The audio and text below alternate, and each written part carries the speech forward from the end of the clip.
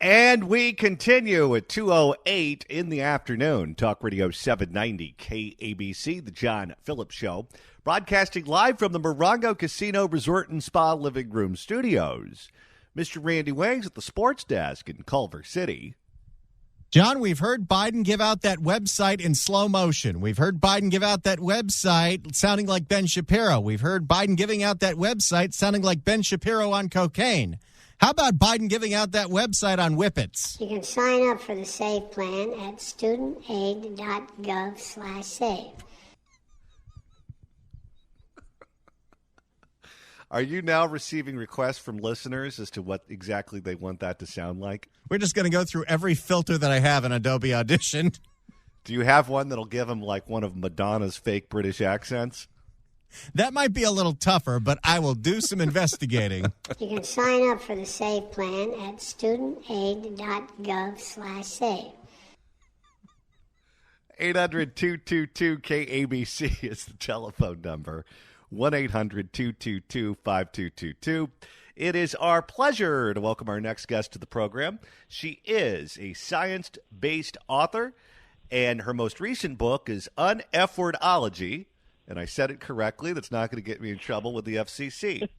How to Live with Guts and Confidence, available online at Amazon.com. You can get her on Twitter at Amy Alkon. Amy Alkon, how are you?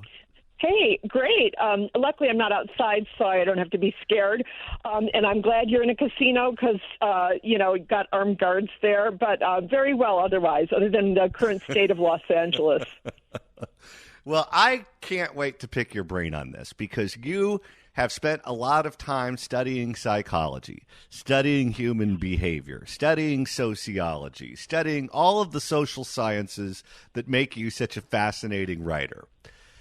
Given all of that history that you have in academia and reading books and looking at research and looking at the literature, given what we live with on a daily basis of chaos all around us, whether it is crime or homelessness or dirty neighborhoods or shutdowns, endless shutdowns that we had to deal with all through COVID-19, I believe that the people that we live around, including ourselves, are on the edge, that we're constantly looking over our shoulder. We're constantly worried about what's going on at our Rite Aid, whether or not our car is going to be broken into and stolen or our catalytic converter is going to be stolen. And everyone is living on the edge. You're right. And I laughed at Rite Aid because, yes, my little local Venice Rite Aid, there was a woman with a machete in there robbing the place. I mean, really? Venice is a sweet, we had gangs and stuff, but, it was never like this. And now you're absolutely right about this. It's called hypervigilance. We're always on alert because we just see that, we could be, robbed, murdered, have horrible things go on at any moment. And this is really, it's a very unhealthy, it's not only emotionally unhealthy, it's physically unhealthy because you lose sleep and have all these symptoms from this that go along with, like an anxiety disorder, basically. I'll tell you, I'm a big believer that to be a sane person, you need to take a deep breath and let your hair down every now and then. For some people, Right. It's going to a movie. For other people, it's going on a cruise. For other people, it's just taking an afternoon nap. But I feel like we can't escape the chaos around us anymore. Where if you're at the movie theater, you're worried it's going to get shot up. If you're on the cruise ship, I guess you're safe on the cruise ship unless you get skin cancer. But for the most part, we can't ever just forget about the world that we live in and the state and the city that we live in. It's become so crime-ridden in a really scary way. An example of what you're talking about, we have this little sweet hardware store. It's been open a million years, Lincoln Hardware, and I go there to get some keys made, and I leave, and there's a guy in the alley, homeless, scary guy, who chases me with a large pipe like he's going to hit me. I'm a fast runner. And I now carry, I have a taser, and I also have pepper spray, it's pepper gel. I mean, like, why do I need to be armed like this just to take a walk around the block here? It's crazy. And it does have psychological effects. It's Lord of the Flies down there in Venice. Oh, it really is. And, it's your peace of mind is just vandalized all the time, and not illegitimately. See, if we were all paranoid, that would be one thing. But anxiety actually protects us. Fear is triggered in response to situations in the now, like there's, a bear right there about to take a bite out of your arm. But anxiety is predictive. It's about future threats, so awful things that could possibly happen in the future. And what's happened is that the likelihood that those things will happen has so sharply increased. And an example from my block, my little block in Venice, short block, there are two houses on the left side of me. Both have had people break in. My next door neighbor, they stole his bike right off his, it was locked right outside his gate. He lives in a court. There are all these people there. And then the next person down. So every house but mine and another on my little block has been burglarized, had somebody steal stuff. I mean, this is insane. And it never happened like this. Yeah, once or twice somebody would get robbed in the 90s or whatever, but nothing was like this until, Garcetti and maybe around 2015, 2016, this became this insane, just increase in crime and the increase in danger.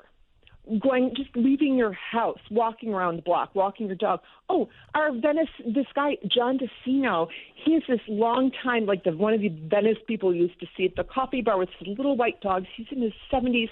He was bludgeoned by a homeless guy, no reason, and he died. And this is just the example, walking his teeny little white dog, and that's why everybody's afraid, legitimately so. Do you think the homeless have anxiety too, or are they cool as cucumbers, and we're the ones that are being driven crazy? So many of them are people who are imperiled. They're elderly, they're mentally ill. Women especially.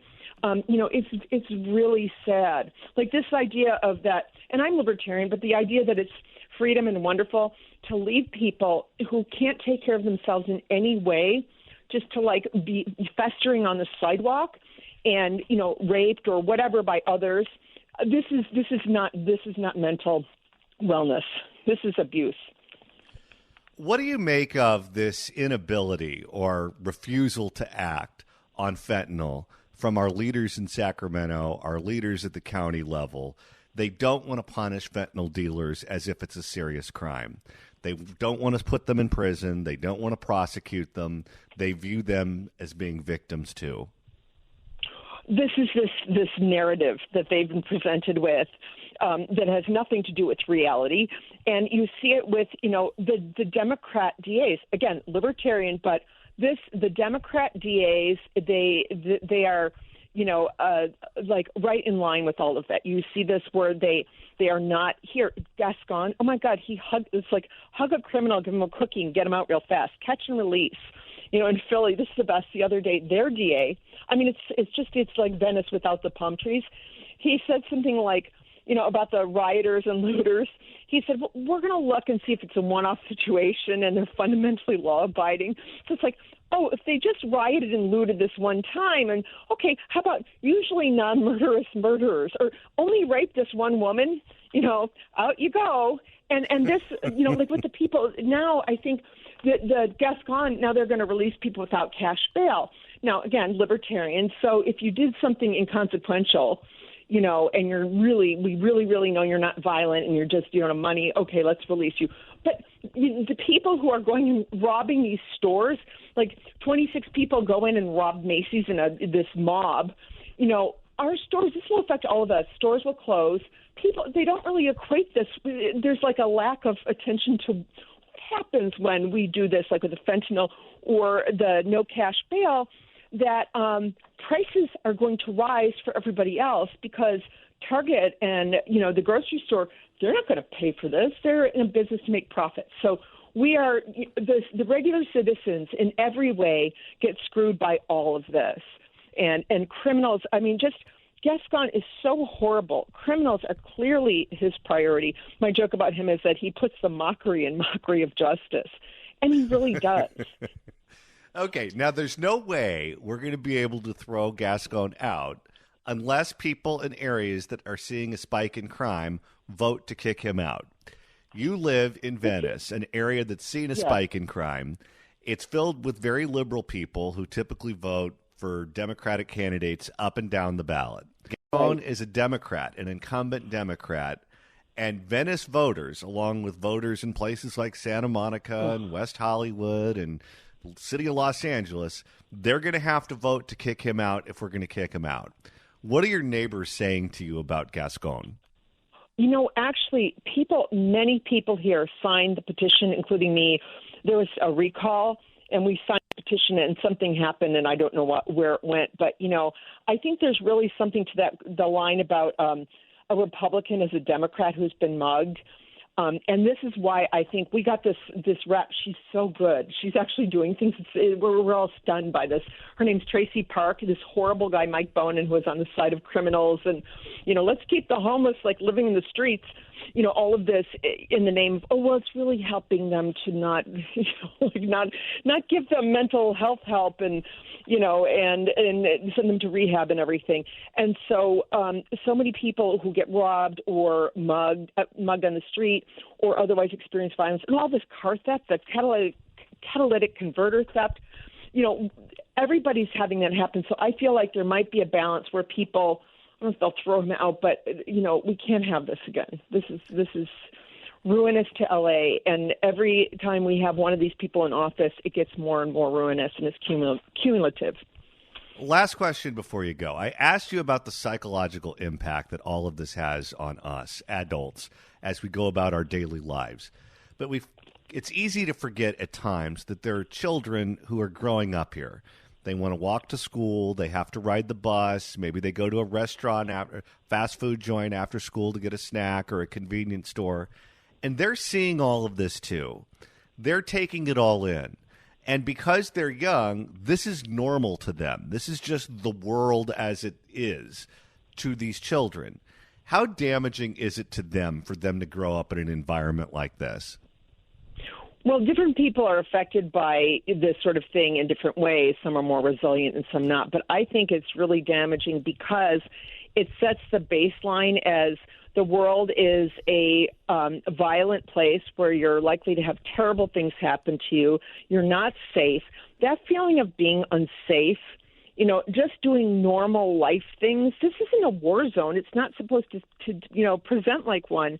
But that's what kids are taught. And parents become, already had helicopter parents, they become even more afraid, not letting their kids go out. Kids here in Venice, gated, you know, they're imprisoned, basically. They can't go outside without basically like either, you know, armed guards, you know, or, you know, they're just made to, and then all the checks of like, you know, are you going to someone's house where, you know, like the parents might have, I don't know, a pot in the house and we're going to, sorry, I'm rambling, but there just is so much fear now that's become the new normal for kids and everybody, and it's really pernicious. And this comes on the heels of COVID, where their schools were shut down for a very long time. They didn't have sports. They didn't have after-school activities. They were essentially isolated from everyone they knew.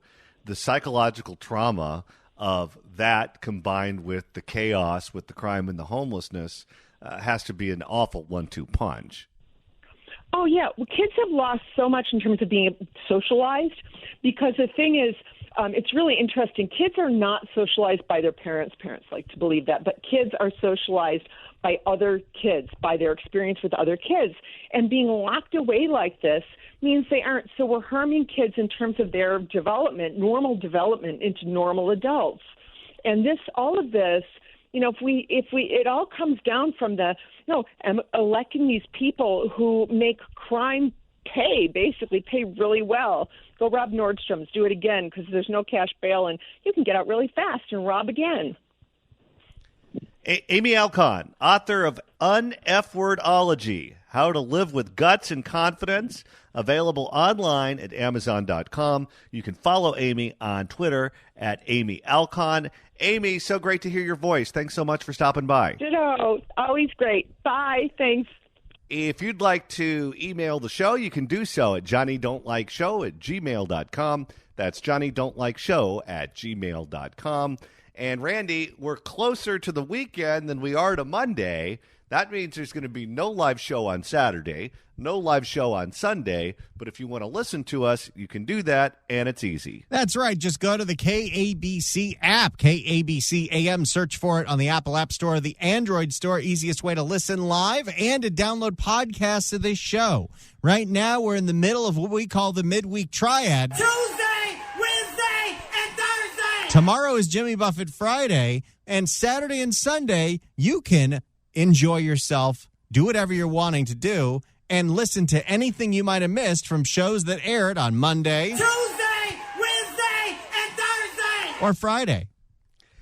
We're hearing from many of you via email and Twitter and various other capacities that there is a technical glitch going on right now if you're listening online where they're repeating the same ads over and over and over again. It's not supposed to happen that way. It's some kind of computer problem. We're on it. We're aware of it. We're trying to fix it. Hopefully it'll be fixed quickly. At least the regular content works, right? Well, a case could be made. All right. So earlier this week, a combination of Matt Gaetz, Florida congressman, and a handful of other Republicans, and all of the Democrats in the House of Representatives voted to vacate the chair and essentially dump the Speaker of the House, Kevin McCarthy. Now, these individuals did this for different reasons. Matt Gaetz has a bee in his bonnet with Kevin McCarthy. Didn't want him to be Speaker in the first place, said he was out to get him, and never warmed up to him. You had other Republicans who didn't like him for different reasons. One said that when he told Kevin McCarthy he was preying on it, Kevin McCarthy, I guess, rolled his eyes, and he thought that was disrespectful to his religion, so that's why he voted to vacate the chair. Nancy Mace, who's a moderate congresswoman from South Carolina, voted to vacate the chair because she is telling people she wants to be Speaker, and she's now fundraising off of this, thinking it was a popular vote, and it will now make her a real power player in the House of Representatives. The Democrats voted to vacate the chair because they wanted to stick it to Kevin McCarthy. They're not happy that the Republicans have a majority. They don't like the fact that Kevin McCarthy is Speaker and Nancy Pelosi isn't, or Hakeem Jeffries isn't. So they decided, we'll get together with 7 Republicans or 6 Republicans, whatever it was, and we are going to give him the boot because it makes us feel good to kick one of our political enemies in the crotch, which is what they did. However, what do I always say? Beware of the law of unintended consequences. If you don't have a plan B, if you don't have some other option ready to go, then the new situation could be worse than what you had before. So let's look at who could be the next Speaker of the House. One of the candidates to be Speaker of the House is Steve Scalise. Steve Scalise was the number 2 behind Kevin McCarthy, is ideologically pretty much the same person as Kevin McCarthy, but his name isn't Kevin McCarthy. So you could get essentially different guy, same program.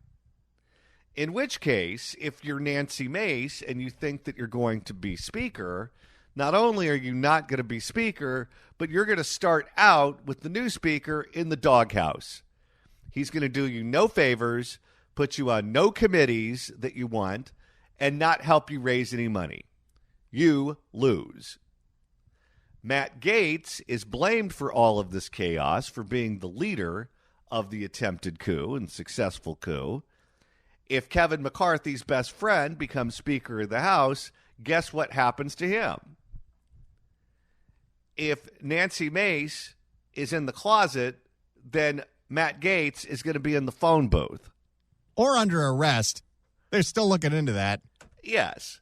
They're going to find a way to get back at him. Absolutely. And if you're the Democrats and Steve Scalise is the speaker, guess what? They already kicked Nancy Pelosi and Steny Hoyer out of their offices, and Nancy was furious over that, apparently. But Steve Scalise is going to do you no favors. And typically, there are a lot of partisan votes in Congress, but the parties find certain ways to work together on certain issues. Not every single issue is a partisan issue. Some issues are regional. Some issues cut different ways. And the parties work together. Well, now, what reason does Steve Scalise have to ever work with you? And if you want to go on a congressional trip overseas, let's say you're a Catholic and there's a delegation that's going to meet with the Pope, or let's say you're a Jewish member and there's a delegation that's going to Israel, or you're a Latino member and there's a delegation going to Latin America, and you want a ticket to go, well, the new speaker says, no dice, no soup for you. You're not getting on that plane. You're not going on that junket. Your life is going to be a lot less fun. And then you have another option, because it may not be Steve Scalise. It may be Jim Jordan. Jim Jordan comes from the Freedom Caucus. If Jim Jordan is the speaker, Democrats, he may cut off all the funding to Ukraine. Kevin McCarthy wasn't going to do that, but Jim Jordan just might. So it made you feel real good to go after Kevin McCarthy and get rid of him. But what you might get in return is someone who's going to take something away from you that you find to be very important. Too bad, so sad. And if you're Matt Gaetz or Nancy Mace, don't forget, Jim Jordan did not vote to vacate the chair. He voted with Kevin McCarthy.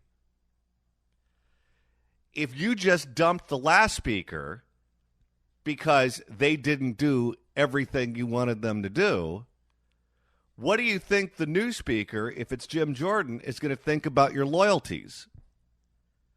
Do you think he's going to regard you as a loyal person, or do you think he's going to regard you as a potential threat? So just because you may find Jim Jordan to be more ideologically symbiotic to you and your beliefs doesn't mean that as a Speaker of the House, he's going to look at you as a trustworthy person. What's the saying? Where you stand depends on where you sit. Well, if you sit in that speaker's chair, you're going to look at people who stabbed the last speaker in the back, and you're going to say, okay, I'm not going to trust them at all. It's one of the reasons why you should never, ever, ever, ever, ever trash a former employer. I see people do this on social media all the time. People do this in public forums. It's never a good look, ever. But in addition to it not being a good look, if you're a future employer or a potential employer and you see someone attacking their former employer all over the place and trying to inflict as much damage on them as possible, what do you think they're going to do to you if you have a falling out with them? People, generally speaking, repeat their behavior, especially their bad behavior. I wouldn't hire someone like that. So the handful of Republicans and all of the Democrats were successful at dumping Kevin McCarthy, and now the House is going to figure out who's going to be the next speaker. What I would caution them is be careful what you wish for, because you just might get it. If you'd like to email the show, you can do so at johnnydon'tlikeshow@gmail.com. That's johnnydon'tlikeshow@gmail.com. And Randy, you're monitoring the mailbag. Curtis writes in at johnnydon'tlikeshow@gmail.com. You guys play plenty of Willie Nelson with the party's over. If you ever wanted to do it for Matt Gaetz, you could do To All the Girls I've Loved Before.